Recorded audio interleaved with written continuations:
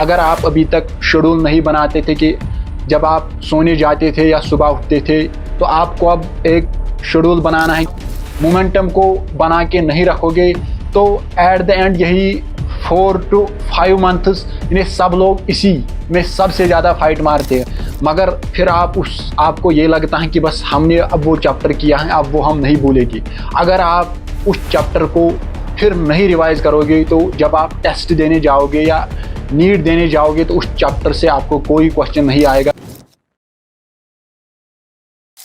Hello everyone, myself Umar Ahmad Ganai, second year MBBS student at government medical college Doda. I hope आप सब अच्छे से होंगे। तो आज के इस वीडियो में हम बात करने वाले होंगे 10 ऐसे things that you must do.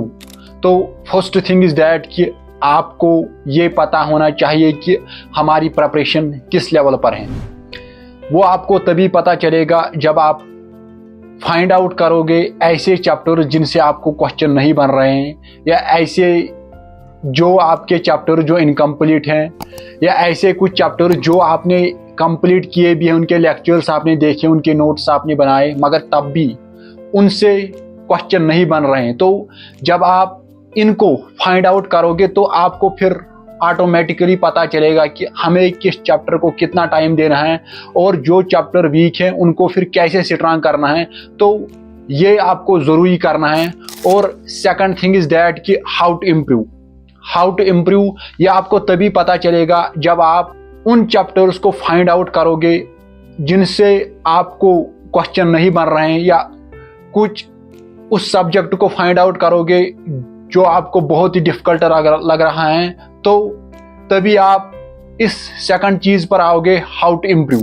Third thing is that कि मोमेंटम आपको कंसिस्टेंसी के साथ रखना है। जो आपका मोमेंटम पहले था वही मोमेंटम बाद में भी रहना चाहिए। नहीं, आफ्टर बोर्ड्स क्या होता है कि मोस्ट ऑफ द स्टूडेंट्स ये सोचते हैं कि हम 15-15, 16-16 घंटे थे बोर्ड्स के टाइम पर पढ़ते थे, मगर चलो आज हम बोर्ड के बाद आज हम 5 घंटे पढ़ेंगे। तो मोमेंटम को बना कर रखना है, क्योंकि अगर आप मोमेंटम को बना के नहीं रखोगे तो एट द एंड यही 4 to 5 मंथ्स इन्हें सब लोग इसी में सबसे ज़्यादा फाइट मारते हैं। और जो लोग इस समय पर मोमेंटम को बना के रखते हैं उन्हीं स्टूडेंट्स की सिलेक्शन होती है। तो मोमेंटम को बना के रखना है।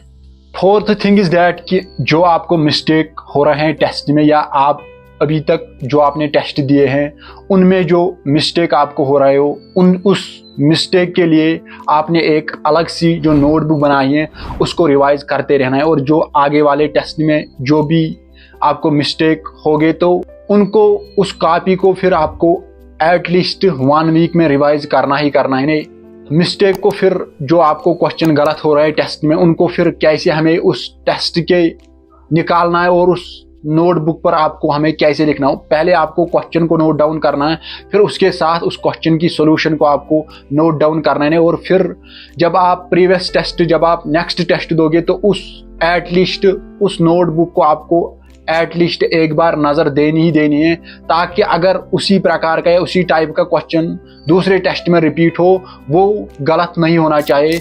And the fifth thing is that कि ओवर कॉन्फिडेंस नहीं होना है। Over confidence kills your preparation. क्योंकि आप एक बार किसी चैप्टर को पढ़ते हो, यानी आपको उसमें से DPP भी आता है, फिर बहुत सारे आप 100-200 क्वेश्चन लगाते हो उस चैप्टर के, आपको वो भी बनते हैं, मगर फिर आपको ये लगता है कि बस हमने अब वो चैप्टर किया है, अब वो हम नहीं भूलेंगे।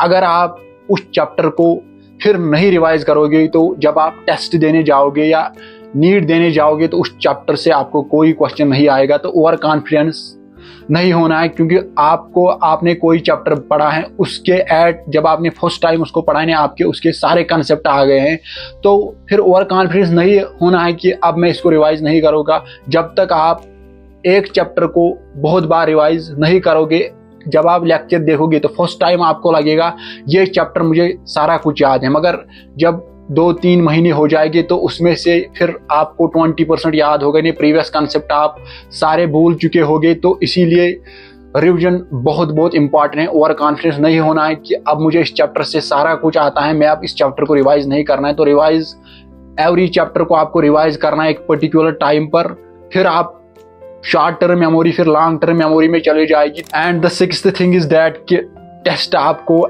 देने ही देने, क्योंकि जो अब लास्ट के जो 4 to 5 मंथ्स बचे हैं नीट 2025 के लिए, तो यही डिसाइड करते हैं कि आपको नीट 2025 में कितना स्कोर आपको एक्सपेक्ट कर सकते हो। तो जो आपको टेस्ट में स्कोर आएगा तो वही एटलीस्ट उसी के आसपास स्कोर रहता है फिर नीट में भी। तो आपको एटलीस्ट एक हफ्ते में एक टेस्ट देना ही देना है, और फिर बोर्ड्स के बाद आप ज़्यादा फ्री होगे, फिर आपको बोर्ड का उतना प्रेशर नहीं होगा, तो फिर आपको ज़्यादा फोकस करना है टेस्ट पर ही।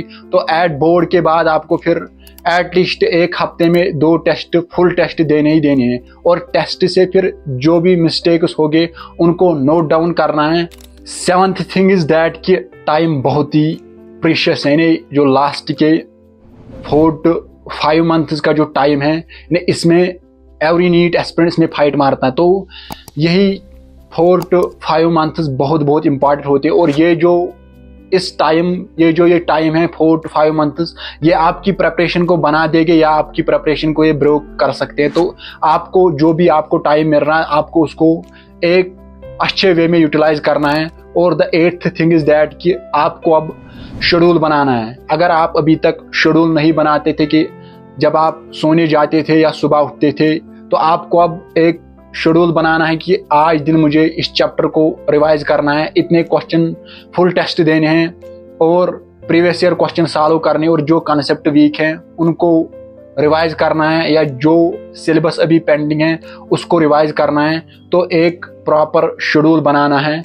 और 9th थिंग इज दैट कि आपको अपने आप पर भरोसा करना है। अगर आपका जो दोस्त है उसको आपसे ज़्यादा टेस्ट में मार्क्स आ रहे हैं, आपसे ज़्यादा उसके कंसेप्ट स्ट्रांग है, आपको लगता है कि अब मेरी सिलेक्शन नहीं होगी, या आपको कोई और बोल रहा है कि आपकी सिलेक्शन नहीं होगी, तो आपको अपने आप पर भरोसा करना है। आपको अपनी स्ट्रेंथ को जानना है कि मैं क्या कर सकता हूँ। तो आपको अपने आप पर भरोसा करना है, चाहे आप पर कोई अगर भी भरोसा नहीं करेगा तो आपको अपने आप पर भरोसा करना है। तो आपको अपने अंदर से स्ट्रांग रहना है। और the 10th thing is that कि एक्सक्यूज नहीं देने, नहीं आपको ये मानना है कि this is my last option, this is my last drop. यानी अब आपको ये नहीं सोचना है कि अगर मैं इस साल सिलेक्ट नहीं हुआ कि मैं अब सेकंड ड्रॉप दूंगा तो उसमें भी सिलेक्ट हो जाऊंगा। तो आपको ये मानना है कि this is my final chance, इसमें मुझे पूरा अपना 100% देना है। तो पूरा 100% आपको देना है, एक्सक्यूजेस नहीं देने हैं। तो आई होप कि ये वीडियो आपको बहुत अच्छा लगा होगा। तो इस वीडियो को ज़्यादा से ज़्यादा शेयर करो और चैनल को ज़्यादा से ज़्यादा सब्सक्राइब करो। नेक्स्ट वीडियो के लिए बने रहे, तब तक के लिए ओके बाय।